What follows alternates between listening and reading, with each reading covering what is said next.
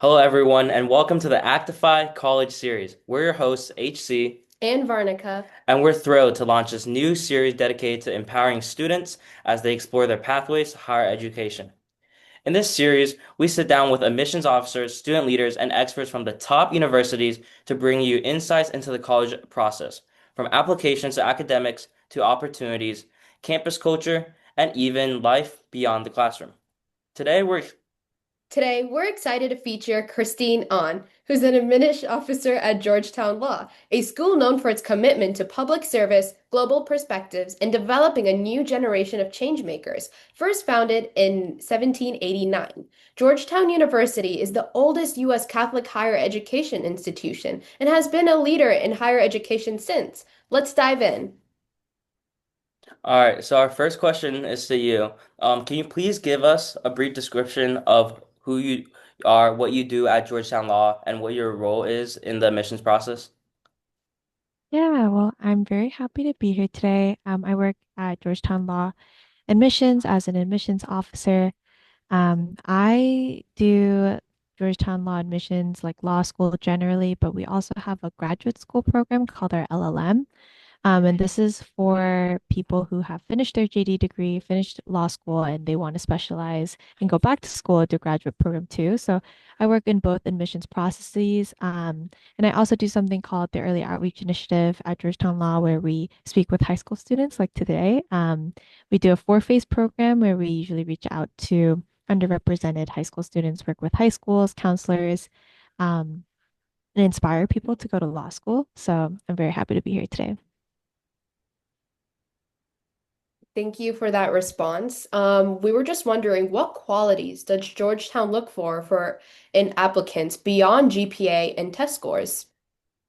Yeah, that's a good question. So, Georgetown Law admissions, and you all might have heard about this already. We have a holistic admissions process. And I'm sure as you navigate college admissions, you hear this a lot as well. But that's something we really embody here at Georgetown Law, where we don't use any GPA or LSAT score cutoffs.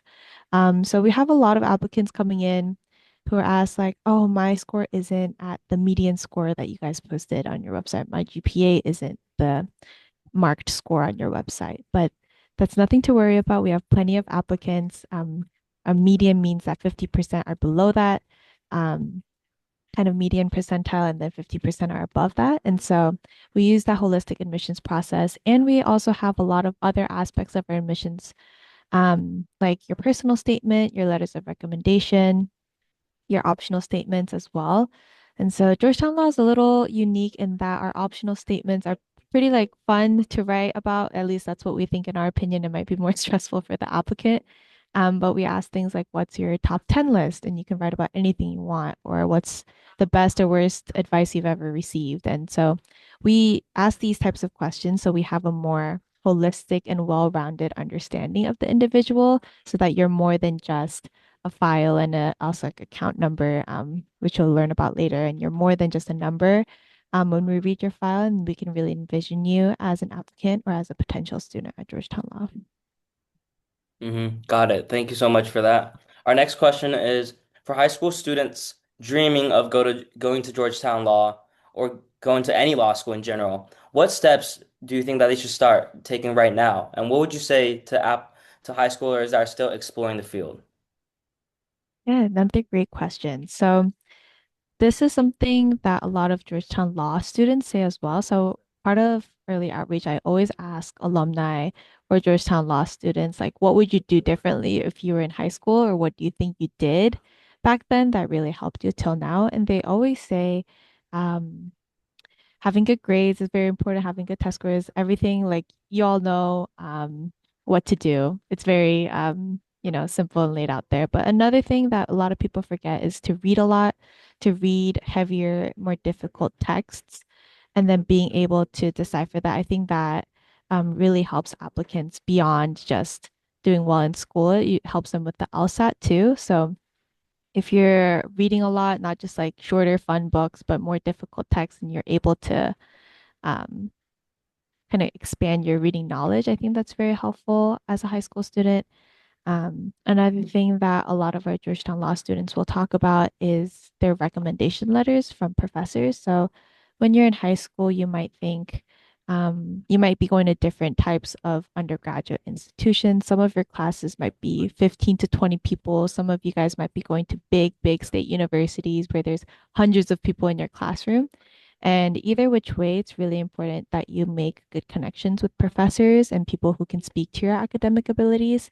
Whether you're in that small school environment, that's great. You can have the professor know who you are and speak to your abilities. And even if you go to a big school, there's always going to be office hours for you to talk to professors as well. So I think it's really important to make those relationships and connections in college. And they're also like great resources for just overall life and academics. Thank you. So I want to ask a quick follow-up question.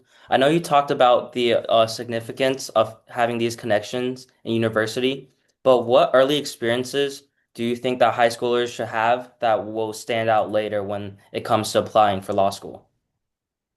Yeah, so we mostly evaluate your experiences and your academics from undergrad and beyond. But I do know a lot of high school students do also job shadowing opportunities, or there's things run by the county where you can connect with people who are maybe practicing attorneys in the area.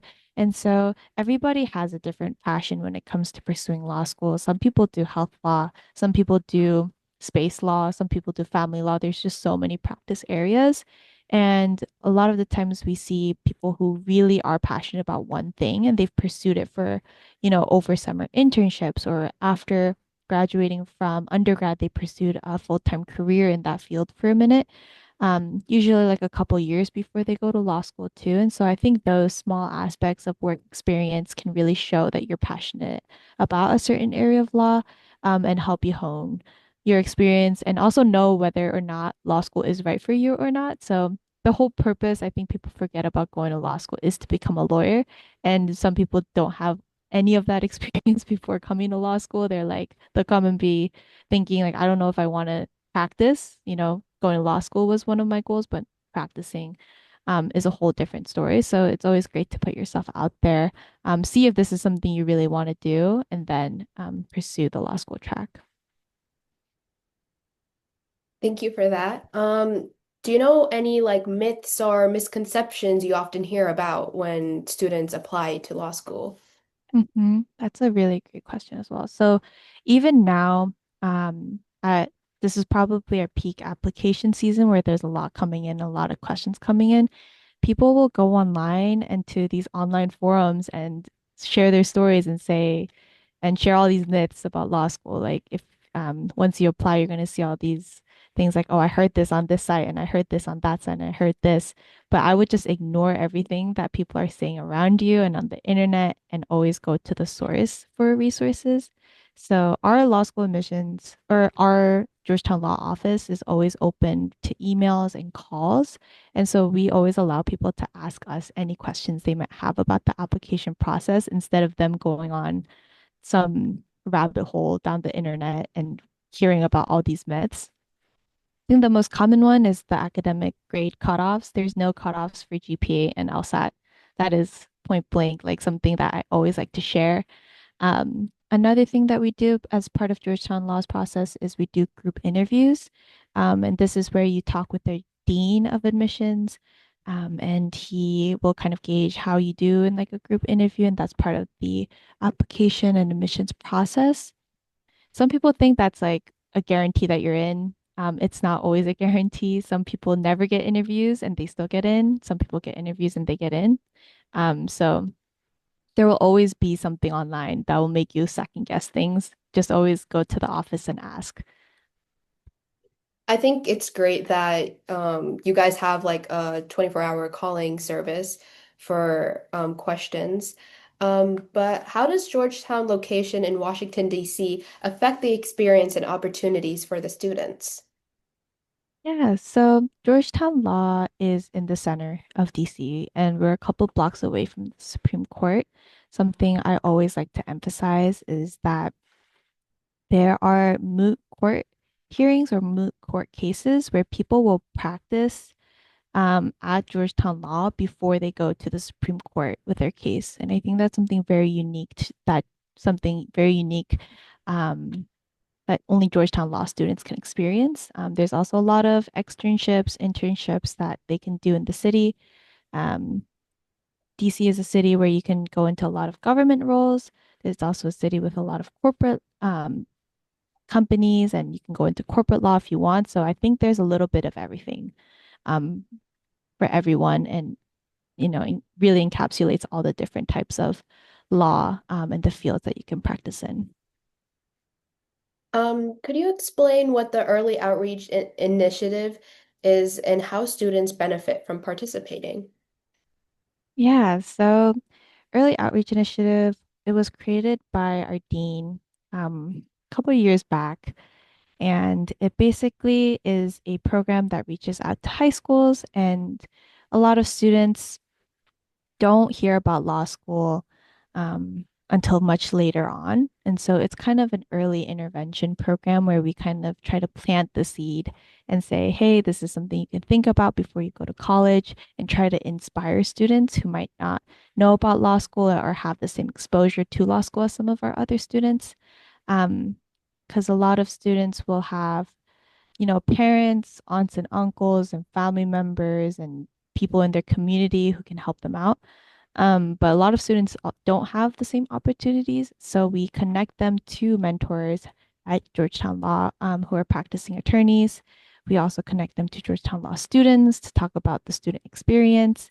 We also host class simulations at Georgetown Law where students can come and listen to Georgetown Law professors.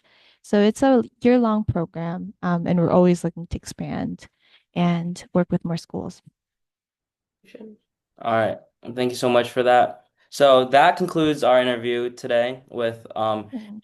Miss Christine On. And thank you so much for sharing your insights into Georgetown Law, into admissions, and your advice for high schoolers like us to continue to explore the fields and to get involved. So thank you so much. And thank you to everyone that is watching here for our Actify College series. We hope to share even and interview even more admissions officers, college students, and just make everyone feel more comfortable for their experiences in pre-law and law school. So thank you.